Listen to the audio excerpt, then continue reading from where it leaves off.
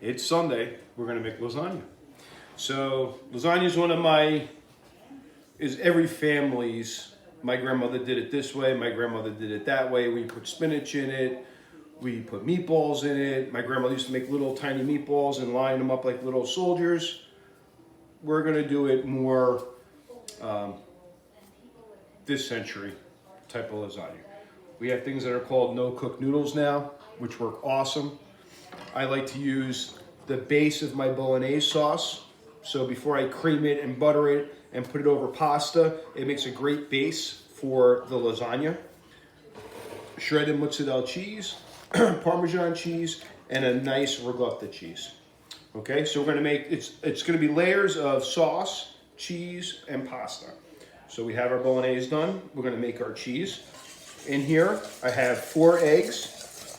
I have a little bit of parsley, a little salt and pepper, and then we're going to add about 32-ounce container of ricotta cheese. And we're gonna mix this all together. Just like so.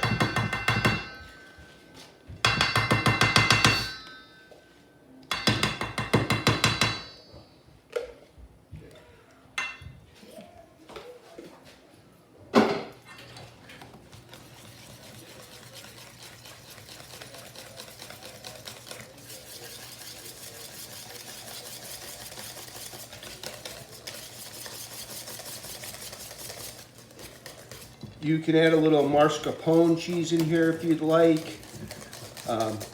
If you're not into making bolognese sauce, you can definitely put in just regular tomato sauce and some meatballs or some crumbled up sausage for your meat layer.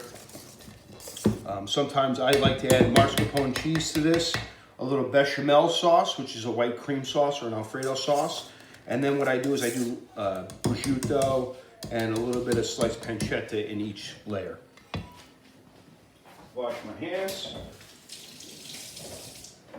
And then we'll start the assembly process. So your first layer is going to be your sauce layer. And we're going to get that nice and even on the bottom. Remember, if your sauce is has a little bit of moisture to it, or it's a little bit loose, that's fine. It'll help the lasagna sheets cook. I like to make my lasagna like this and then let it sit in the refrigerator overnight and then bake it tomorrow. It works out really well. Okay, so we're just a little bit of overlap. We have our cheese, layer of cheese, and we're just gonna spread that out nice and evenly, as evenly as you possibly can. Remember, we're gonna press more lasagna sheets on top of it, and as you start making it and building it, everything stays in place a little bit easier. I'm gonna put a little bit of Parmesan cheese, and then a little bit of mozzarella cheese right over the noodle or lasagna sheet, and then we're gonna start all over again.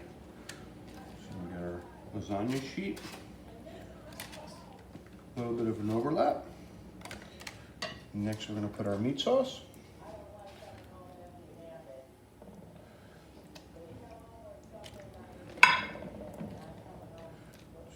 Figure it all out.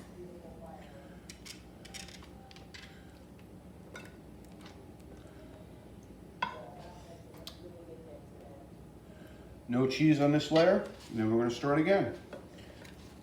And we just keep building it up layer after layer until we're done. You can make this with vegetables, sliced zucchini, and even a little bit of a fried eggplant in here with the lasagna sheets would work really well. Fried zucchini would work really well.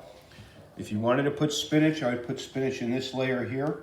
Just nice chopped spinach right on top of the cheese. If you wanted to put some nice fresh sliced tomatoes, that would work out really well. I don't want to call this a clean out the refrigerator type of thing when you do it, but you could. You know, if you made meatballs and sausage and you wanted to slice that and throw that in there, absolutely perfect to do. This is the way that I like to do lasagna. This is the way I do lasagna in the restaurant. And it always works out really well for me. Cooking is all about having fun. And like I say, cooking is 90% common sense and 10% creativity. Common sense meaning knowing what goes well together. Obviously, we wouldn't put pineapple and strawberries in here, but having a little knowledge of what flavor profiles work good together will definitely yield you some great products. And food is all about experimenting, you know, trying different things out. You know, coming together, you know, as you see in the videos, you know, you can hear my kids in the background. 90% of their time with me in the kitchen here is they're helping me do all my prep and cleaning up and talking. And it all works out. This is probably going to take 2 boxes of noodle shells, lasagna sheets, whatever we're going to call them. And like I said, I'm going to let this sit a minimum of a couple hours, you know, 5-6 hours. But for the best result, I like to take this and put it in the refrigerator when I'm done, and then we'll actually cook this tomorrow night for dinner. And we'll bake it in the 350-degree oven. And I love it when it works out. Got my last layer is going to be the cheese layer. Clean up our sides. And then what we'll do is we'll put a little bit of cheese right across the top. A little bit of cheese right across the top.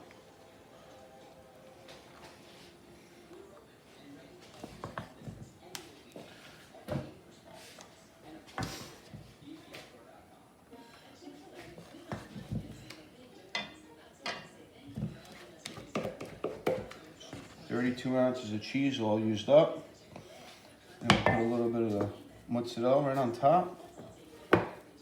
Nice layer. I usually buy the mozzarella in the big bags and leave it in the freezer. It works out really well. And then it's not sitting in the fridge wasting away. There when I need it.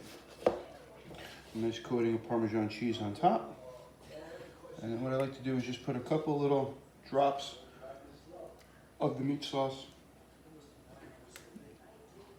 with a bolognese right on top. And there we go. I'm gonna wrap this, put this in the refrigerator, and tomorrow, after it comes out of the oven at 350 degrees, I'll do a little demo on how to cut it.